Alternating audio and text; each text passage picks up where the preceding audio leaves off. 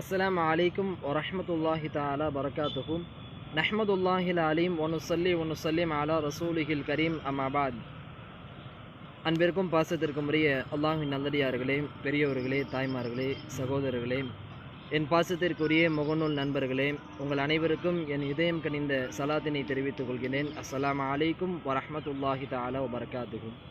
இன்ஷா அல்லாஹ் இன்றையிலிருந்து தொடர்ச்சியாக தினம் ஒரு தகவல் என்ற அடிப்படையில் நாம் பார்ப்போம். அதன் ஆரம்பமாக இன்றைக்கு சில தகவல்கள்.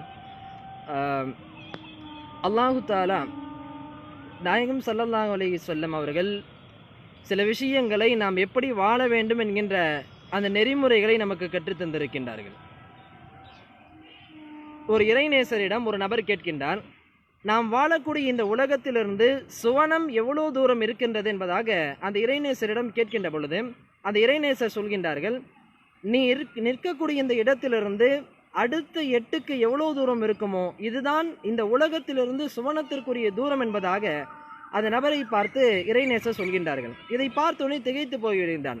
நாம் அவ்வளோ அமல்கள் செய்து நாம் போகக்கூடிய அந்த சுவனத்துடைய தூரம் என்ன என்பதாக நாம் கேட்கின்ற பொழுது, நீ நிற்கக்கூடிய இடத்திலிருந்து அடுத்து 8க்குரிய தூரம்தான் இந்த உலகத்திலிருந்து சுவனத்திற்குரிய தூரம் என்பதாக அந்த இறைநேசர் சொன்ன உடனே, இதை கேட்டவுடன் திகைத்து போய் நிற்கின்ற பொழுது அந்த இறைநேசர் சொன்னார்கள், நான் எதை அடிப்படையாக வைத்து சொன்னேன் தெரியுமா?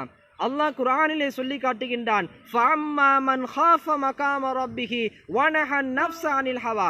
எவன் ஒருவன் அல்லாஹ்விற்கு பயந்து தன்னுடைய நஃப்ஸை தடுத்து கொண்டு தன்னுடைய மன இச்சைகளை ஆசைகளை எல்லாம் எவன் தடுத்து கொண்டு வாழ்கின்றானோ ஃபஇன்னல் ஜன்னத ஹியல் மாவா, அவன் ஒதுங்கக்கூடிய இடம் சுவனம் என்பதாக அல்லாஹ் சுப்ஹானஹு வ தஆலா குர்ஆனிலே கூறி காட்டுகின்றான். இதை அடிப்படையாக வைத்துத்தான் நான் சொன்னேன், எவன் ஒருவன் இந்த உலகத்தில் வாழுகின்ற பொழுது தன்னுடைய நஃப்ஸை தன்னுடைய காலுக்கு கீழே போட்டு மிதிக்கின்றானோ அவன் வைக்கக்கூடிய அடுத்த 8 சுவனத்துடைய 8 என்பதாக இறைநேசர் அவர்கள் சொல்லி காமித்தார்கள். அல்லாஹ்வின் நல்லடியார்களே, இப்படி கொடுமான இந்த நஃப்ஸை விட்டு நாம் பாதுகாக்க வேண்டும்.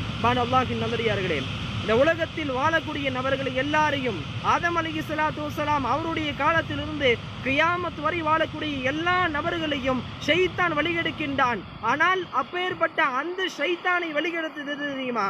அல்லாஹ் ஆதம் அலைஹிஸ்ஸலாத்து வஸ்ஸலாம் அவர்களுக்கு சுஜூது செய்ய சொன்னான். அந்த நேரத்தில் ஷைத்தானை வழிகெடுத்தது அவனுக்குள் இருக்கக்கூடிய அந்த நஃப்ஸு தான் என்பதை நாம் சிந்தித்து பார்ப்பதற்கு கடமைப்பட்டிருக்கின்றோம். ஆக அன்பார்ந்த அல்லாஹ்வின் நல்லடியார்களே, இப்படி கொடுமையான இந்த நஃப்ஸுடைய ஊசலாட்டங்கள், நஃப்ஸுடைய இந்த விஷயங்களை விட்டு முழுமையாக பாதுகாப்பு பெற்று அல்லாஹ் எந்த நபரை சொன்னானோ சுவனத்தில் ஒதுங்கக்கூடிய நபர் என்பதாக சொன்னானோ அப்பேற்பட்ட நபர்களில் எல்லாம் வல்ல அல்லாஹ் என்னையும் உங்கள் அனைவரையும் ஆக்கி அருள் புரிவானாக என்று துஆ செய்தவன் வார்த்தைகளை நிறைவு செய்கின்றேன். இன்ஷா அல்லாஹ் நாளை சந்திப்போம். ஸலாமு அலைக்கும் வரஹ்மத்துல்லாஹி தஆலா வபரகாத்துஹு.